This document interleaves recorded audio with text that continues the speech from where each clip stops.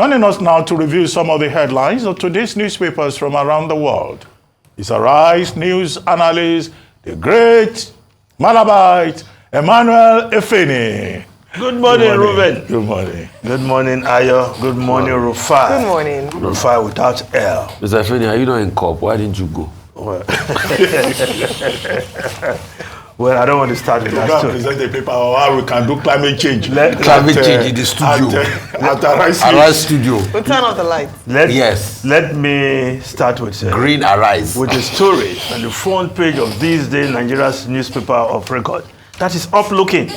Of course, up there, and the window story above the masthead. Nigeria records 1.88 trillion trade surplus in third quarter. Petroleum products account for 8.54 trillion naira of 10.35 trillion naira exports. Spain is major trading partner. Of course, the Nigerian total external merchandise trade increased to 1.88 trillion naira in the third quarter of the year, with exports accounting for, of course, 10.35 trillion. The National Bureau of Statistics making that figures. The third quarter of the year, of course, talking about July to September, the third quarter of the year. Of course, you say that under the watch of President Bola Ahmed Tinubu, with, of course, the oil thieves being restricted, as we saw in the tail end of the Buhari administration, and more oil being sold, more production pumped out of the oil wells. And of course, oil still a major revenue earner according to the reports. Now, the lead story of this day, Information Minister, federal government sponsored only 422 Nigerian delegates to COP28 summit, says Tinubu other government officials are in Dubai for serious business, not jamboree or baseki. Why I decided to attend the conference virtually from Benin. Well, Godwin Obaseki, the governor of Edo State, well, showing the way again. You could have attended this conference virtually, save your state some money. That's what he has just done.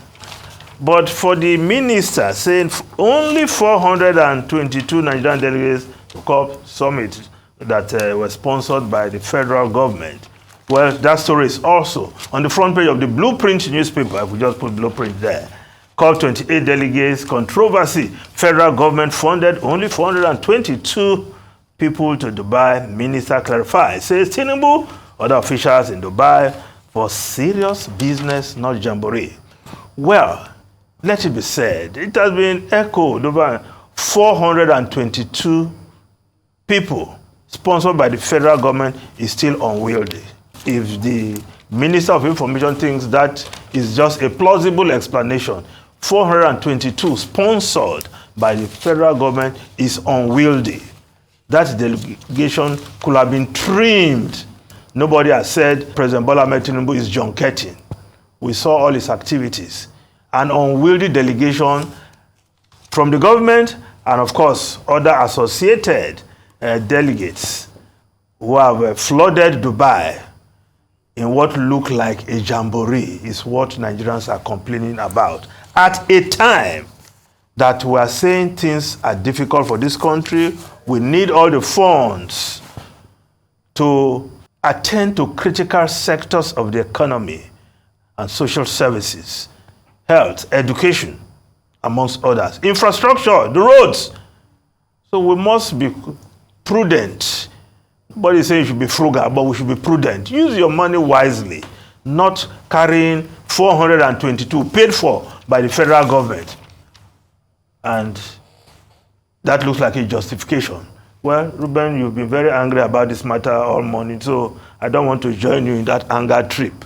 But the police boss, he was there. And all day, people have been scavenging for reasons why the Inspector General of Police should be there. Well, they have to enforce all the rules being churned out from COP28. Somebody has to enforce them. And if the police is there, And one mischievous guy said, after all, if the number one COP is in COP28, what is the problem? Wordplay. Anyway, I like that. Let's move on to other news. COP. Yes.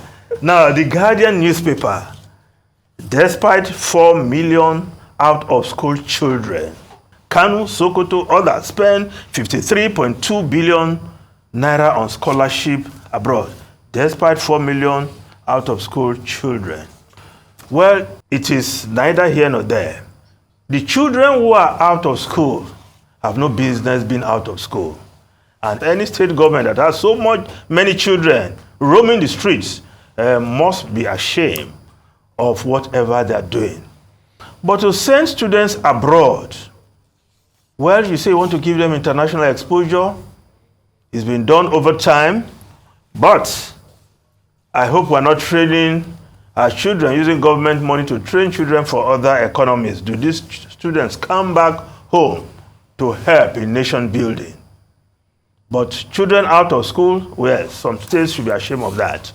Now, the Punch newspaper, outrage as warplane kills 85 in Kaduna village bombing. Villagers lament bombing during Maulud celebration. Deputy Governor begs Islamic clerics can AI. Others condemn airstrike. Accidental bombings killed 425 citizens since 2017. This is unacceptable. The military, that is the army, using drones, not the Air Force. Of course, we've had Air Force also bombing accidentally innocent Nigerians.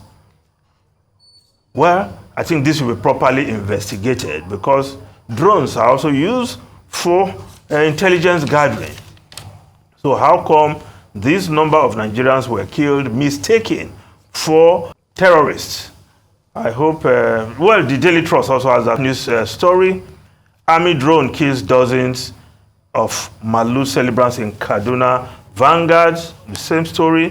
Kaduna, 50 killed in Army's aero bombing of bandits. Sun, the Daily Sun newspaper, Army admits killing villagers in bombing target error. While the Nation newspaper also reporting the story, government orders probe after airstrikes killed civilians. Now, one foreign newspaper quickly. Now, the Times of London. 5-point plan to cut migration. Yes, James Cleverly is talking of tougher rules on work visas and bring over relatives. His plan to do that can have the net arrivals. Now, the rules set out will make it more difficult for companies to hire foreign workers. Ruben, Rufai, and Ayo. Quickly, that story about immigration should be of interest to Nigerians. You know, many Nigerians, consider UK their second home, and Nigerians flock there. But now, since Suella Braverman's time as Home Secretary, there's been this insistence that, the number of immigrants coming in should be reduced. Last year alone, it was reported that about 650,000 persons came into the United Kingdom from elsewhere. And now the plan that James Cleverly and Rishi Sunak have both put on the table is this 5-point plan to cut migrants coming into the UK by about 300,000, 300,000. Want to half the number. And then the new rules that Cleverly put on the table yesterday at the House of Commons. One, students will no longer be allowed to stay for 2 years after their program. Spouses will no longer be allowed to come to the UK to come and meet either their husbands or wives. The salary threshold for, immigrants coming to the UK will be increased. The visa fees will be increased. I think it's from about £38,000 to 45,000 plus to make it very difficult. And then, of course, NHS foreign workers will also have to be drastically reduced. So this is the new plan. But it's a cop-out to the Tory rights. The Tory right members who are saying, look, we don't want all these people coming into our country. And that, look, people should be deported if they find their way to Rwanda. regardless of whatever international or domestic laws say. But the Supreme Court had ruled against that. But James Cleverly is in Rwanda today, where he has just signed a treaty with the president of Rwanda, Paul Kagame. Paul Kagame. And now they will have to come up with emergency legislation to bypass that Supreme Court ruling so that people can still be deported to Rwanda. But that won't happen until maybe early next year. So we may have tighter, migration rules, except, of course, if Labour wins, and Labour appears to be friendly. Yeah. I guess many Nigerians, if the Tories continue with this, many Nigerians who are also British citizens will probably support Labour. And with Nigel Farage disagreeing with some of the Conservative Party's policies, the vote for the Conservatives may be split down the line. And in any case, they are trailing behind in the polls. But we'll still see a lot of maneuvers before the general elections next year. Finally, we were talking about the MBS report about foreign trade. Yeah. Well, what it says to us, there may be an increase in Q3 in terms of exports and imports. But if you look at it, we're still over-dependent on oil, which again confirms the need to diversify the economy. After all, we used to talk in Nigeria about non-oil, revenue. Okay, where is that non-oil, revenue in terms of export? That's the missing link. But in any case, in terms of imports, we continue to import more than we export. And that's why people are saying, let's make this economy a productive economy so that we have a much better balance of trade. Well, absolutely. Anyway, thank you very much, Efeni.